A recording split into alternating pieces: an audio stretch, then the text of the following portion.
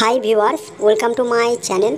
একটা গুরুত্বপূর্ণ আপডেট তোমাদের সামনে নিয়ে আসলাম। নতুন একটা আবেদনপত্র যারা আবেদন করতে চায় তারা অবশ্যই এই ভিডিও দেখে তারা গিয়ে আবেদন করতে পারে।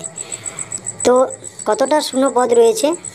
2049টি শূন্যপদে নিয়োগের বিজ্ঞপ্তি প্রকাশ করা হয়েছে। সারা দেশের কেন্দ্রীয় সরকারের বিভিন্ন দপ্তর মিলিয়ে মোট 2049টি শূন্যপদে নিয়োগের বিজ্ঞপ্তি প্রকাশ করা হলো। কেন্দ্রীয় স্টাফ সিলেকশন কমিশনের মাধ্যমে সিলেকশন পোস্ট 2024-এর বিজ্ঞপ্তি প্রকাশিত হয়েছে। বিভিন্ন পদ অনুযায়ী মাধ্যমিক, উচ্চ মাধ্যমিক এবং স্নাতক যোগ্যতা চাওয়া হয়েছে। নির্দিষ্ট পদের ভিত্তিতে নির্দিষ্ট যোগ্যতা অনুযায়ী আবেদন করতে পারে।